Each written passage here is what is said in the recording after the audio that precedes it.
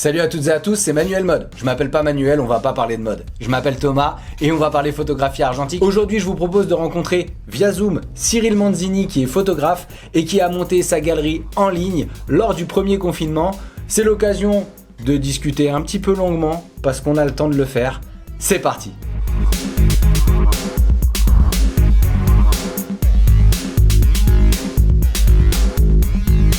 Salut Cyril, comment ça va? Ça va bien et toi? Bah écoute, ça va, on est à la maison, hein, tranquillement. Petit confinement. Grave. Deuxième, est-ce que tu pourrais, pour les personnes qui ne te connaîtraient pas, te présenter, nous dire un petit peu ton parcours, etc. Alors, du coup, moi, c'est Cyril Manzini. Je suis photographe depuis plus de 10 ans. J'ai commencé, en fait, à être attiré très rapidement par l'image et j'ai fait du coup, une école de cinéma pendant 3 ans où, justement, j'avais eu des cours de photographie argentique. Très vite, en fait, en parallèle de mes films, j'ai commencé à de plus en plus m'intéresser à la photographie. Et du coup, justement, en sortie d'école, j'ai commencé à m'orienter vers la pub, tout ce qui était plutôt axé dans l'univers de la mode, justement à bosser un peu sur des différentes campagnes, différents lookbooks pour différentes marques. Comme je travaillais en numérique à cette époque-là, j'avais pas exactement en fait l'univers et l'esthétique qui me parlait et me touchait moi. Je trouvais que l'image, voilà, ça manquait de profondeur, ça manquait d'âme, et il me manquait quelque chose en fait pour raconter les histoires que j'avais envie de montrer. Mhm. Donc après avoir pas mal bossé dans cet univers-là, j'en ai eu un petit peu marre et je me suis dit, ben, en fait, t'es trop bête, pourquoi tu te mets pas à l'argentique, tu auras peut-être plus l'image de tes références directement, tu vois. Ouais, c'est rigolo parce que tu dis que en fait il y avait des cours de photo notamment, enfin des cours de photo, il y avait de la photo dans ta formation de la photo argentique et qu'en fait du coup tu connaissais déjà le rendu de l'argentique d'une certaine manière, mais t'es passé au numérique et du coup tu y es revenu quoi. Ouais, j'ai eu du coup un petit parcours assez marrant là-dessus. En fait, ce qui s'est passé, c'est que justement par rapport au film que je faisais en parallèle, qui était en numérique, c'est Mhm. vrai que peut-être par facilité, je suis allé directement vers le numérique en photographie, parce qu'on avait aussi des cours Ouais. de numérique. Et en fait, c'est effectivement qu'il y a 4 ans, en gros, que j'ai eu ce déclic à me dire, mais non, mais fais de l'argentique, quoi. Ouais. C'est ce qui te touche, c'est ce que t'aimes, c'est tes influences, que ce soit les Paolo Roversi, Sarah Moon, les Bresson, les Kappa, tout ça, Mhm. ou les Larry Clark.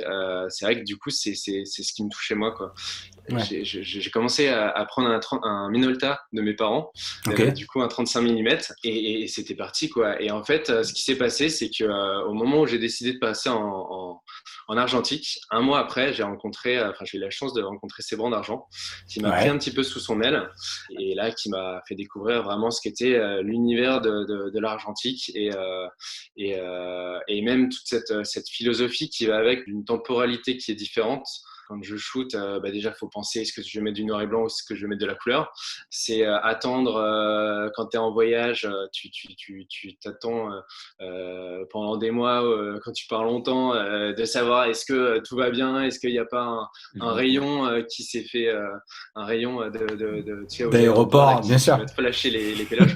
Et alors, du coup, petit tips, depuis 2017, systématiquement à l'aéroport, je les fais chier et je leur dis, je veux une fouille manuelle. Et en fait, ils sont, Obligé. alors parfois selon les pays, ça se passe plus ou moins simplement, et ça t'évite de perdre tout ton boulot, quoi. Et puis d'avoir l'éternelle grande vague là qui est sur tout le film parce que tu t'es fait scanner. Ah, T'es- celle-là, j'ai pas eu. Moi, j'ai juste eu des petits rayons sympathiques Ah sur ouais, certaines d'accord, photos. carrément, carrément du rayon. Ok.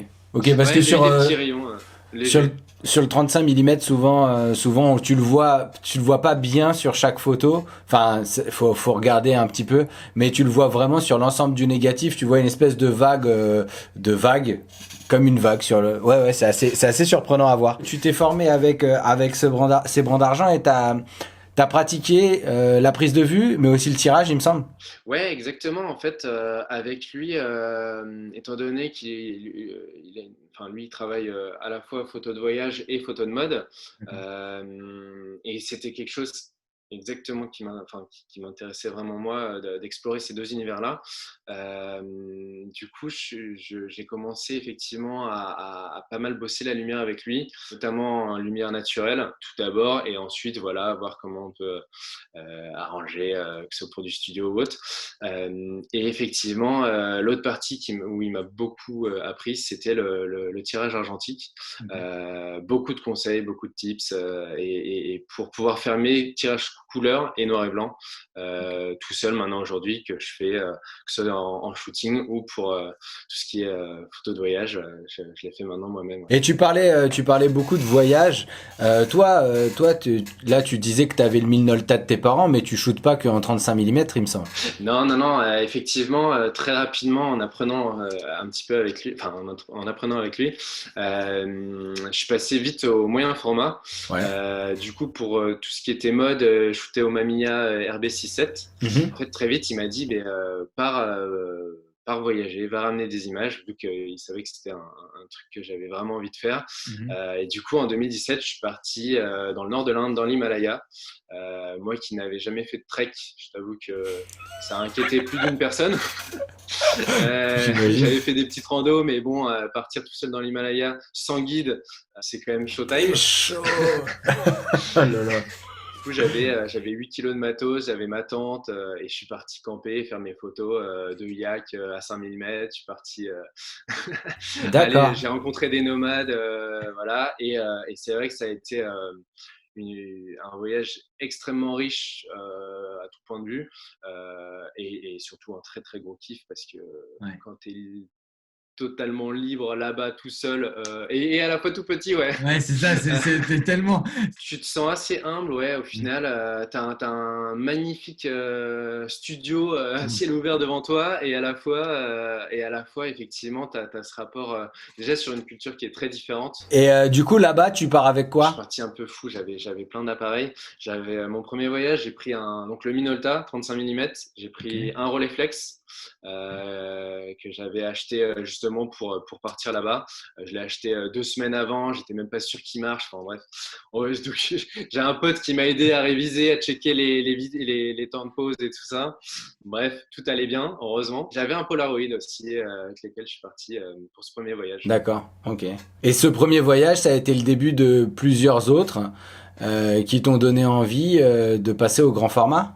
Exactement, à force d'expérimenter le moyen format, je me suis dit, ben, et puis notamment Sebran qui lui bossait à la chambre 2025, ouais.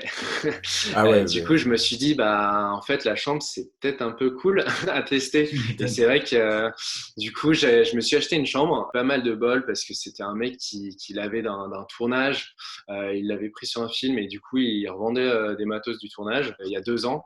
Du coup, je suis parti avec ma copine et on a fait 3 mois de voyage en Birmanie, Inde et Népal, Ok. donc un mois par pays. Et j'ai emmené ma chambre argentique pour notamment faire des photos des femmes tatouées en Birmanie, pour Ok. l'emmener à 5000 mètres au Népal, dans la neige. Encore plus de sensations pour encore plus de trek et de mal de dos. Ouais, c'est ça. Ouais, ouais, ouais, parce qu'effectivement, quand tu as 20 kilos sur le dos, que tu as 5000 mètres, tu les sens et Ah ouais, surtout tu quand tu as m'étonnes. des avalanches qui te guettent au Népal, je t'avoue que Ah ouais, attends, raconte-moi ça. Les avalanches, qu'est-ce qui s'est passé? on est parti en mars. Mhm. Et bah déjà, il faut savoir que 3 semaines avant de faire notre trek, donc Mhm. c'était un trek de 15 jours, on apprend qu'il y a un Italien qui vient de mourir dans une avalanche avec son guide. Donc Ok. moi, j'étais avec ma copine, on était sans guide. Et là, en fait, tu avances sur le trek et tu te dis, OK, est-ce que c'est vraiment safe ce qu'on est en train de faire, tu vois? Ah, tu m'étonnes. Au final, tu te rends compte qu'au Népal, les mecs, pour savoir si la météo va être bonne, t'as le mec de l'auberge qui regarde par-dessus, par la fenêtre et qui te dit ah ouais, ouais, là c'est bon, il va faire beau. Et en fait, on part à 3 heures du mat pour que la neige soit compacte et encore assez dense pour qu'elle n'ait pas eu le temps de trop fondre Mhm. pour éviter les risques d'avalanche. Donc, au lever de soleil, je sais plus, il devait être vers 5h45, 6h, tu vois. Là, je vois une scène de folie devant moi. Tu as les montagnes, l'immensité, la neige, Génial. il est le lever de soleil. Et là, je me dis, bah, ok, je sais qu'il ne faut pas qu'on traîne trop, mais il faut que je fasse une photo. Et là, je commence à sortir la chambre. J'avais les mains gelées, j'avais les mains qui commençaient à saigner un peu. Et je mets mon châssis dans la chambre et je fais ma photo. Et aujourd'hui, j'ai une photo dont je suis vraiment très fier de l'avoir faite. Donc, c'est cool. Heureusement que t'as une photo, parce que sinon t'aurais risqué ta vie pour rien, hein, mon gars. Partir avec une chambre, c'est pas pareil que partir avec un Relay 35S, quoi. C'est ça, c'est ça. C'est clair que c'est du poids en plus. C'est un coût en plus parce que le prix des négatifs, c'est pas la même Ouais, chose. ouais, c'est clair. Mais après, effectivement, quand tu fais les tirages, tu es très content d'avoir porté ces kilos en plus Tu pendant le m'étonnes. voyage, quoi. Bon, en tout cas, moi je trouve ça c'est chouette là aujourd'hui, vu la situation, de t'entendre parler de voyage. Tu vois, moi ça me fait voyager un peu. Je me suis dit, Ouais, je me bah, dis, c'est ouais, un petit. il y a un an et demi, il se passait des trucs cool quand même. Ouais, j'avoue. Ouais, et On pouvait puis, faire des trucs. mais c'est vrai que c'est aussi un petit peu l'envie que j'ai avec ma photographie, c'est aussi ramener un petit peu de poésie, de Mm, voyage, mm. faire évader les gens, enfin qui s'évadent un petit peu. Et effectivement, dans ce contexte d'aujourd'hui où on est confiné dans nos appartes, comme pour moi à Paris, Ouais, ouais, carrément. c'est vrai que c'est un petit peu, ça fait plaisir d'avoir ces souvenirs, ces photos, ce rêve quoi, dont Ouais, on a ouais. tous besoin. Tu m'étonnes. Toi, au premier confinement, en fait, tu t'es lancé dans un projet. Tu peux nous en parler? Je commençais déjà, notamment après ce deuxième gros voyage, à vendre un petit peu mes photos, que ce soit par des proches, Ok. à exposer un petit peu à gauche, à droite. Et j'avais déjà pris un petit peu la température par rapport à des gens voilà, que je ne connaissais pas, qui me donnaient des avis, des retours, Mhm. qui avaient envie d'acheter mes photos. Et Mhm. c'est vrai que je me suis dit, en fait, on est confiné, t'as 2 mois. Bon, bah, et si tu faisais une galerie en ligne? D'accord. Et du coup, voilà, c'est comme ça que le projet est né. J'ai bossé un gros mois et demi à lancer ce site. Mhm. Euh, et voilà, du coup, j'ai monté la Maison de l'Argentique. Ouais. La Maison de l'Argentique, du coup, c'est le site que tu as créé en mars dernier pour vendre tes propres tirages.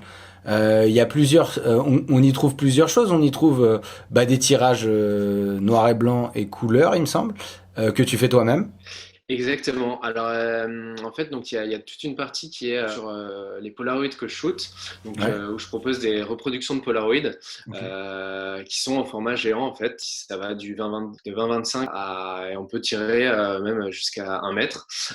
Donc ça fait des Des Polaroids gros Polaroids. géants qui sont assez cool à exposer chez soi. Ouais. Ouais, tu m'étonnes. Et après, j'ai toute une autre partie où là, ce sont des originaux, soit limités, soit non limités. Et ce sont des tirages que je fais soit moi dans mon laboratoire ou je passe par l'atelier Fresson, qui est un atelier qui a plus de 100 ans, qui a travaillé avec plein de très grands photographes Mhm. et qui propose justement En fait, c'est un tirage par contact. Qui mêle en fait des pigments de peinture. Donc c'est un tirage en quadrichromie et ça crée des images qui sont vraiment en fait ça, à mi-chemin entre la peinture et la photographie. Et c'est Ouais. vrai que c'est quelque chose que j'ai toujours cherché à expérimenter, que ce Mhm. soit par le Polaroid où j'avais ces teintes voilà, très pastel qui me donnaient vraiment une Mhm. image très complémentaire de ce que je pouvais shooter au film. Et c'est vrai que voilà, depuis maintenant 4 ans, soit effectivement je fais mes tirages dans mon laboratoire, de bosser en argentique et d'avoir au final un tirage, c'était vraiment l'aspect concret d'avoir un produit fini, Ouais. d'avoir un produit que tu peux et une image que tu peux vraiment montrer en physique. Et c'est vraiment ça qui m'intéresse dans l'argentique, c'est que tu as soit tu touches ta chimie, ouais, tu as quelque chose de concret, tu vas toucher ta chimie dans tes bacs de tirage, tu as les mains dedans. Tu as vraiment cet aspect matériel que j'avais plus dans le numérique. Tout est virtuel, tu as tout dans ton ordi, mais tu n'as Mhm. plus cet aspect où tu vas pouvoir toucher l'objet. Et Ouais. c'est vrai que c'est quelque chose tout cet aspect artisanal du métier de photographe, c'est vraiment ce qui m'a intéressé et c'est pour ça qu'aujourd'hui j'ai développé ce projet et que j'ai envie de défendre encore de nombreuses années. Tu vas moins chercher la quantité de photos, mais où tu vas vraiment chercher l'instant et où il faut vraiment être connecté, que ce soit dans les voyages ou c'est vrai que je trouve en tout cas que, parce que je bosse sans cellule, donc tu es vraiment obligé de regarder ce qui se passe autour de toi, tu es obligé D'analyser ton environnement, de lire la lumière et d'ajuster ton réglage, bien sûr.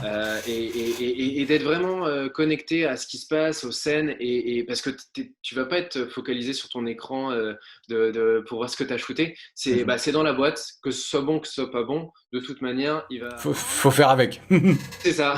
Et tu verras ça que quelques jours ou quelques semaines après. Ouais. Ouais, ce que tu dis là par rapport à ça, je trouve ça hyper intéressant parce que effectivement moi ma pratique argentique elle a beaucoup évolué en 3 ans. Je faisais partie des gens qui font juste de la prise de vue, qui font développer leurs négatifs et qui les font scanner et qui les utilisent que en ligne parce que je me sens pas plus photographe que ça. Le process et tout, voilà, je le vois un peu comme une passion, un hobby que je pratique un peu.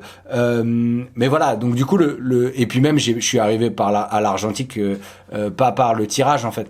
Et je comprends tout à fait ce que tu dis parce que récemment j'ai fait une formation de tirage noir et blanc, j'ai fait un peu de tirage chez Émulsion en couleur aussi et du coup, je commence à voir en fait, enfin, je commence même à expérimenter moi-même ce que c'est que de voir l'image se révéler dans le bain de révélateur, de calculer ses temps de pause, nanani, enfin, de voir qu'est-ce que tu veux dans ton image, pourquoi tel papier, etc. Et en fait, je me suis retrouvé, c'était le week-end dernier, je me suis retrouvé accoudé au bac à regarder l'image, nanana, et à me dire, waouh, on se sent bien là. C'est détente, enfin, Ouais. t'es dans une bulle, t'es dans un truc qui a rien à voir avec juste la prise de vue et cette espèce de truc je fais des photos, je les regarde et je les publie ou je les publie pas. Là, est-ce que tu dis le sentiment d'être sur un phénomène un peu de rareté? Moi, Fred avec qui j'ai fait la formation noir et blanc, lui, il te montre, le gars, il a fait des tirages de lecture à la grand. Moi, c'est improbable pour moi dans ma tête, tu vois, c'est beaucoup trop d'efforts, tu vois. Moi, quand je fais un tirage, je suis là, j'en choisis une photo sur 36 et je suis content de la tirer et après, on verra si j'en fais une autre, quoi. Mais bon, on n'a pas la même pratique, le gars bosse depuis 25 Ouais, ans. bien sûr. Mais du coup, tu vois, c'est vrai que ce truc-là de dire, en fait, sur toutes mes photos, je vais en choisir une. La première photo que j'ai choisi de tirer, ça va être une photo, bizarrement, que j'aurais pas forcément sélectionnée à publier en ligne parce que, c'est une photo où il y a des proches dedans. Enfin, tu vois, Ouais. c'est des humains que j'aime et du coup, je vais tirer cette photo là alors que tout le reste du temps tu regardes mon Instagram, il y a que de la street photo et des trucs où il y a pas d'humain les 3 quarts du temps, tu vois.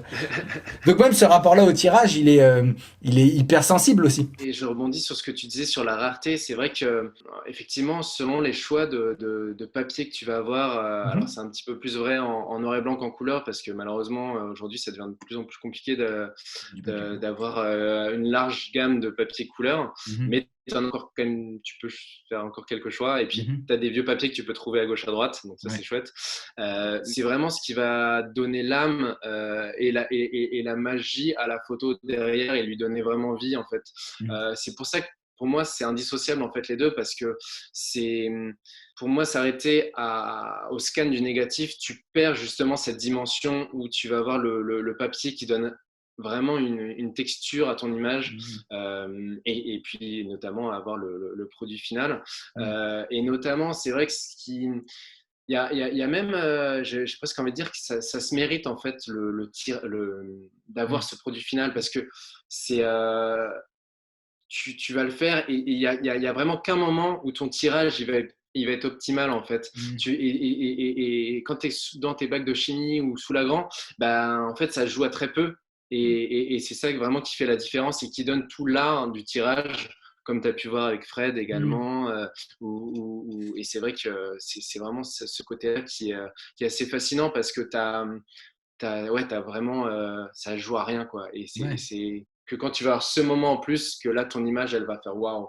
Et c'est encore une autre étape. Et tant que t'as pas fait cette étape, je sais pas si on peut dire que on peut pas vraiment comprendre ce que c'est. Enfin, tu vois, genre faut l'expérimenter pour le vivre. Après, moi, il y a aucun souci. Moi, je suis d'accord pour que les gens fassent de la photo argentique, fassent développer et scanner leurs films dans un premier temps. C'est pas accessible tout de suite. Mais moi, je te dis, il m'a fallu 3 ans pour que ça fasse le chemin dans ma tête de me dire. Ouais, quand même. Et je dis 3 ans, c'est 3 ans de YouTube, mais en vrai, ça fait 2008, ça fait 12 ans que je fais de l'argentique, tu vois. Donc, et que j'ai jamais ressenti le besoin de tirer. Ouais, ben après, chacun, je pense, fait son cheminement. Moi, je respecte totalement ceux qui font du numérique. C'est un choix artistique. Ceux qui veulent scanner directement leur néga. Après, moi, c'est vraiment ma vision. Parce que pour moi, il y a besoin d'aller jusqu'au bout de la chaîne, en fait, comme on faisait en fait, avant, parce que tu n'avais pas le choix. Ouais, carrément. Carrément. Et en fait, tu vois, ça me fait penser à quelque chose, et je pense qu'on va pas tarder à clôturer. Le fait de passer au tirage, à l'agrandisseur, c'est aussi une manière de revoir tes anciennes photos.